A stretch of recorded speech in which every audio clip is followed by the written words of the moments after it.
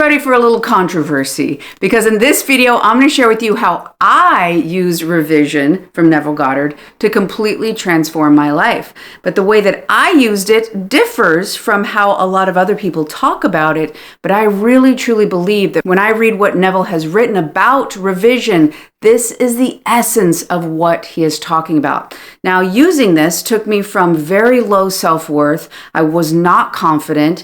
I felt that all I offered other people was what I could do for them, how I could help them, and I constantly self-abandoned. Therefore, I found people who were wishy-washy, unsure, emotionally unavailable, and I just chase them over and over and over. I also had really low self-image of myself. For most of my life, I was overweight and I felt very ashamed of my body. And I also was homeschooled until I was 16. So the view I had of myself was really distorted. But using exactly what I'm going to share with you in this video helped me to completely shatter that old way I saw myself and let go of the emotional cords that kept reflecting in my outside world, and finally step into a new version of myself and energetically see that reflected back to me in my circumstances. So if revision, the way you see it talked about normally, if that's working for you, good for you. Go and do it. If not, if it hasn't worked, if you're struggling, or if when you're trying to do it, it feels weird, it doesn't feel right, and ultimately nothing has changed, I really encourage you to watch this until the end. So let me get into why I feel a lot of what people share about revision is problematic and causes issues and causes potentially people to feel even worse. Don't think it's malicious or intentional, but in my experience, that's what it made me feel. Now, a lot of times when people talk about revision, they say, go back, just change the story, everything in your childhood. If you were abused by the parent, pretend that you had a great parent, a loving parent. And again, if that's worked for you, more power to you. But if it hasn't and it just feels difficult and you feel squirmy and it just doesn't change anything, the reason why I think that's happening is because essentially you're gaslighting yourself. You're denying, you're suppressing an experience you had. Now, trauma is not what happened outside of you. This is powerful. Gabor Mate talks about this. Trauma is not what happened outside of you. Trauma is what happened inside of you because of that outside thing. Now, the same experience can affect two people two completely different ways. But what's important to understand is how it's affected you. No, we're not going back and reliving all these painful things. But when you've had something painful, when it's caused a fracture, when it's caused a negative assumption, a low concept of yourself, and you say, nope, that's not true, I'm fine. Well, mentally, you can have that fantasy, but physiologically, your body keeps the score. That is literally a book by Bessel van der Kolk. And there's another book called Your Body Doesn't Lie by Gabor Mate. Now, this is powerful because your body, the sensation realm, is the feelings. Neville says that the feeling is the secret. The secret is not lying about the feeling. You can't lie about the feeling. It has to be at the cellular, deep subconscious level. And this is where it usually goes so wrong, in my opinion. That people are saying, no, that didn't happen. Makes your body feel weird. Then you're gaslighting yourself, causing further disruption of trust between your subconscious and your conscious. Now, would you give something that really means a lot to somebody you don't trust? No, you wouldn't. And you do not want to do that within yourself. Trust is about having an agreement and then showing up. Agreement, showing up. Confidence, the etymology of that word, is full of trust. So if that's all what is happening when people are gaslighting and distorting and suppressing, which is just causing more disruption and you to feel worse about yourself, what do you do instead? Well, let me show you now exactly what I did and what completely changed my ability to change assumptions I had. For so many years, I had so many negative things I went through, but doing this is what allowed me to shatter that and completely disconnect energetically from it, which again, changed who and what I've attracted into my life, making it so much more peaceful, so much more at ease, and so much more abundant in a variety of different ways. So let me show you that now. Now, I know I draw this out a lot, but I'm a person of repetition, and the repetition is what got this into my head. So that is why I keep doing it, because when you get this, it will change your life. I guarantee it. So the assumptions are the lenses that we see reality. Even though every possibility exists in terms of what your circumstances could be, all the infinite possibilities exist, but what collapses the potential out there in the ether that we can't see, just as we can't see radio waves, what collapses those potentials into into matter we can experience with our senses is energy, is attention, right? So where is collapsing? Where's the attention going? The attention is fixated on those negative assumptions. That is the version, the channel of us that we think we are. The confusion, distortion happens because of power imbalances. We had somebody, regardless of their, maybe it was your mom, maybe it was your dad, maybe it was grandma, doesn't matter. A caregiver early on in your life. They were responsible to keep you alive, to keep you safe. So we say we have two choices. We can go all in and believe they can do it. If we doubt their ability to keep us safe, our only hope is to go out on our own. So if you're 5, 6, 7 years old, then you're screwed. You're going to have to go out on your own. And a 5, 6, 7-year-old, even the most sophisticated survivor, is not going to do well. So we say all in, this person can do it. Now, yeah, they know a lot about the world. They know how to get money, all that. But we also unconsciously, also in that big package is emotional. Now, many people have been through so many different things which can affect their emotional capacity, their emotional maturity. Now, we don't know any better because guess what? Our brain's not fully developed. But we're thinking 100%, this person knows better than me. Because what is the alternative? Go live on your own. Now, when this happens, if they treat us like we're not enough, if they treat us like a piece of trash, we have a very abusive, very immature caregiver, we could think, oh, well, they're doing that because of me. Because remember, they're the ones who know more. They're like a God in our life.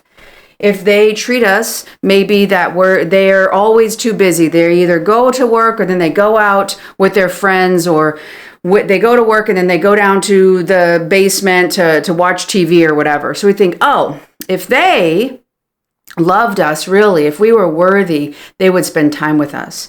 And we don't know any different. And because of that, we take the burden of why. That story, that meaning, which creates the assumption. If this video is resonating and you want my help to personally dive into how you can use this revision technique, I am still offering one-on-one sessions. We'll sit down one-on-one over Zoom and we will break down exactly how you can start to unhook from these old experiences to liberate yourself to your full potential. I've already worked with so many different people who have had tremendous breakthroughs, and I would love to help you too. If that resonates, there is a link below. Fill out the form and I will email you. That is what then dictates our life, because guess what?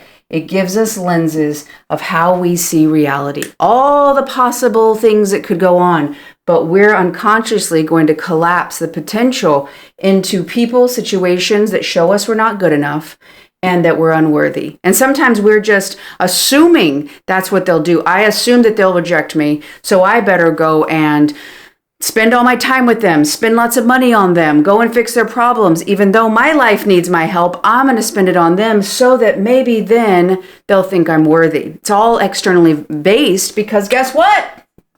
It was early on. This is the roots of what is creating your current circumstances. And revision is how we can change this. When we revise how we see ourselves, when we rewrite our assumptions, not just in a fantasy, not just mentally, but at the physiological level, at the subconscious level. How do we do that?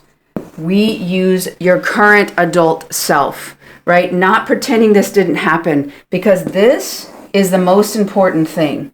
This little beautiful, wonderful, smart, worthy, good enough child within all of us. Another way to say inner child is your subconscious, because guess what? That little kid was the one getting programmed straight into the subconscious because of alpha brainwaves. And also we're like, okay, how do we do life? All right. Oh, okay. That's how I get love. Okay. That's what I have to do to get love. We think that that's how things work because we don't know any better. And that's okay. You did great. You did exactly what you were supposed to do. But what we got to do now is we got to give back this stuff, this unworthiness. We're going to give it back. Not good enough. Give it back. We want to start seeing this situation, right, this dynamic through your adult mind, who now has a fully functioning brain, who has executive function of a mind, which you didn't have here, and who has life experience to better understand their peer, aka their parent. And that doesn't mean that we're shaming and blaming this person. This person was a human. This person did the best they could, even if that was horrifically tragic. And there's grief and there's different processes, but we do not want to downgrade or deny what this part of you went through. We want you to fully embrace it.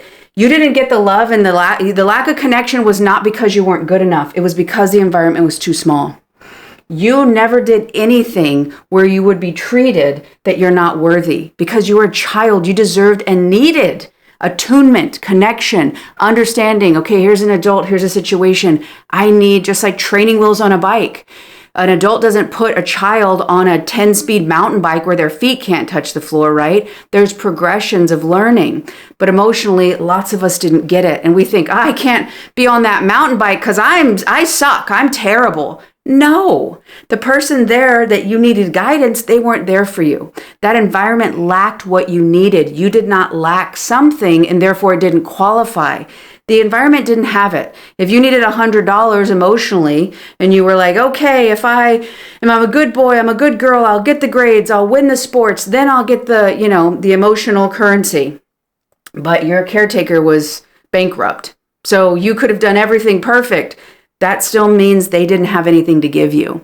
When you start to see the situation through different eyes, you can start to let go that you're not good enough. You can start to let go that you're unworthy, which is really at the core of so many negative assumptions. When you get to this level, when you start to see your worth, when you start to consider your perspective, your voice, your perspective matters.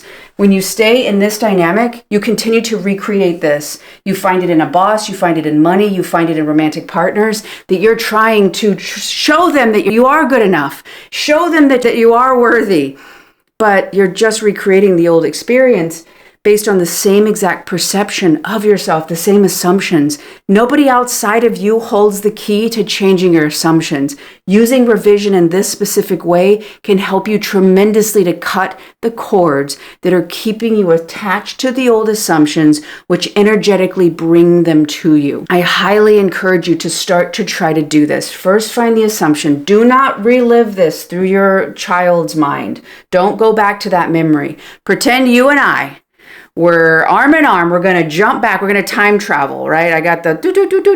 We're going to push go. We're going to go back to this. And then you and I are going to look at this experience and start to pull back your worth. Start to pull back your truth. Because since the trauma happened in this dynamic, this experience caused you to feel a certain way about yourself, you can revisit this and realize, oh, that's not what that meant. Me not getting the connection I need is not meaning I was unworthy. My emotional caretaker was maybe overwhelmed. Maybe it freaked him out to try to get close because they didn't have that as a kid. That's all on them. But when you start to say, no, that's not mine, I'm going to give that back. I am going to see me. I'm going to define this through my eyes. It's going to help you feel so much better about yourself. And you don't have to fight and revise and try to pretend that didn't happen, because when you revise that way and you pretend that I had perfect parents, and your physiology, your feeling state is like, well, I'm still not there. I'm not being seen. I'm not feeling supported. You're going to have a big rift, a big conflict. And it's going to be like a fire that just keeps popping up, and you're putting water. Rather than that, when you re-own this, you become essentially the adult you needed as a kid. When you can be the caretaker you needed, that's going to help this little you, this subconscious beliefs, feel the support, feel the encouragement, feel the consistency that it needed so that you can own your full self. And when you do, you'll find people, circumstances, situations that reflect that back to you. I strongly encourage you that if you're struggling with revision, to try this out. Look up your assumptions, start to understand what they are, start to see, why is it? Where's this perspective? Oh my God.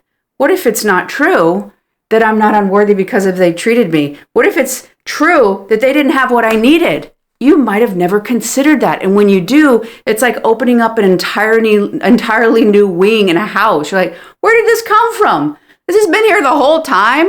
And when you do that, it is so liberating. And I want that for you, and you deserve to have it. Now, if you're still looking for a little bit more help on really understanding the law of assumption, I have made this video 21 minutes to guarantee that you will understand the law of assumption. Thank you so much for watching. I love y'all, and I will see you on the next one.